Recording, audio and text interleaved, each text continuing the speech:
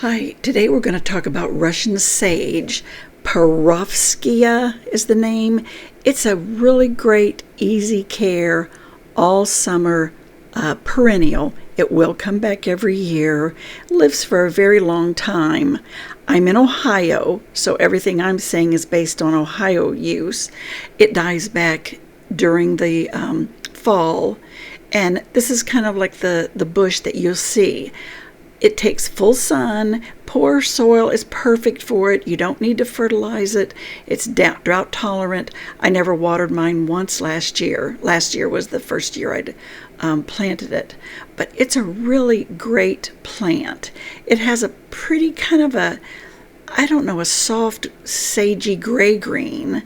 Now, it's called Russian sage, but it's not a sage. It's a member of the mint family. But here in Ohio, I've never seen this particular mint family take over or escape the bounds of your flower beds. It's a really well-behaved type plant. It does smell good. Kind of when you brush against the foliage, you get that smell of, I guess it would be kind of like sage, or maybe sage mixed with a little bit of lavender. You can see the way it's sprouting at the bottom, and I kind of wait a little bit to see how many of those little nubs start to grow again, because you can see as I clipped it off, you can see how dead it is. Now, at a mall near me, it's south of Dayton, Ohio, the mall is practically abandoned. No one's there any longer.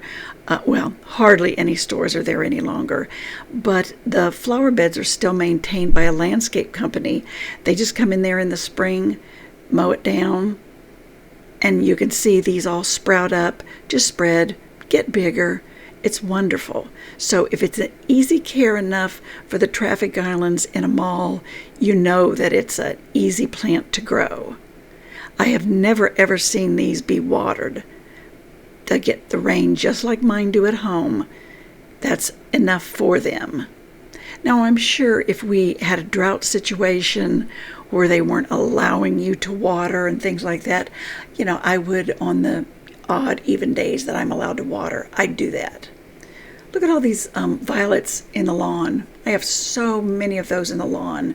I don't mind them. They're real pretty. I like the way they look, a lot better than the dandelions, even though the dandelions are pretty. But those little sweet wood violets are real attractive. The dandelions are attractive too, but just not when they get to the seed stage where they have the little puff ball to blow in the wind. But this is the side of the house. This is the southern exposure.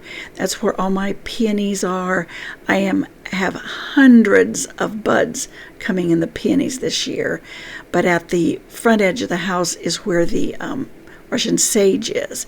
I have 2 bushes, and I'm planning on getting maybe a couple, maybe 3 more to add to this grouping. As you know, I fought poison ivy that was here before, and there's still some shards you'll see in some of these views. You'll see the little roots coming out of the brick where it climbed the wall. The little tendrils climb the wall, but I'm busy scraping that off and getting rid of that. It just takes years of that. But anyway, here's shows where you break off the dead part. That's not going to come back to life where you can break it off and it's dead. But down near the bottom, it gets more and more alive and pliable. When it's a little bit bendy, that means it's still alive. And those little buds that you see could grow into new branches.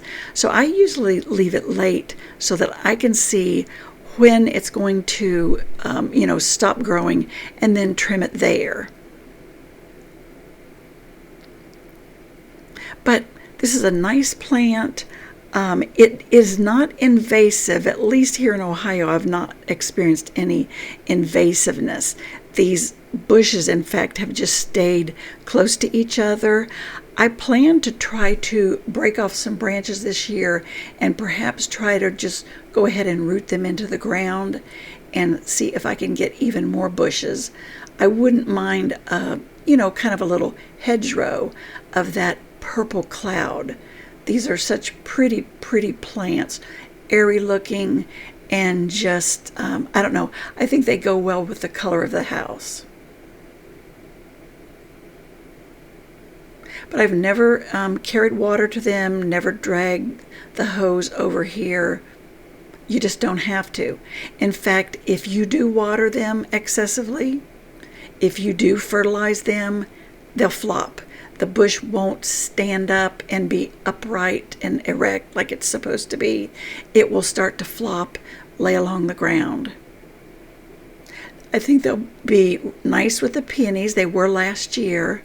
I have allium planted in there.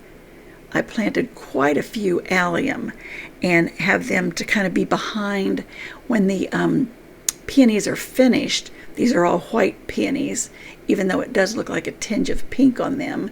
They bloom all white, or they did last year. But the alliums are just starting to begin to come out for me. This is the first time I've grown allium, so I don't really know how they'll behave. Now, we lost a boxwood, and we've cut that all down, and I'll be taking that to the campfire and getting rid of that one of these evenings. But those are the roots. I'll have to cut them down way low. And here's foxglove that came up from last year.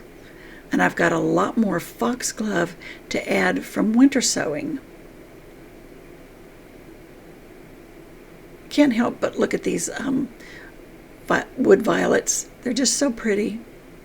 They're nice in the grass, but don't let them get in your flower beds. I've got a few in the flower beds, but I'll dig and scrape those out as best I can because they can take over a flower bed. And after the spring beauty of them, they're just weedy, weedy, weedy and take over. To me, that's my opinion. But they look really pretty in the grass. Love them in the grass. Oh, and down this, let's see, this is the east edge. I've got a couple of heuchera that survived the trip planting from the new house. I've added a hibiscus there. It's nice. I really like it. Hopefully it will come up in the next month or so. But I just can't get over how pretty the viola looks. Now, we do have quite a few here. I have read that it means a sign of thinning grass. We don't have the grass treated or anything at all and don't plan to do that. It's just on its own for now. It's all I could manage to do to mow it. That's an undertaking that I'm doing myself since my husband had some health issues. Look how pretty that is. I like the dandelions now. Not when they get to the white puffball sage. Look at that white violet. Isn't that pretty? I really like that. But hopefully we'll be able to survive the puffballs this year. But thanks for watching, and be sure and watch another video. And thanks for visiting.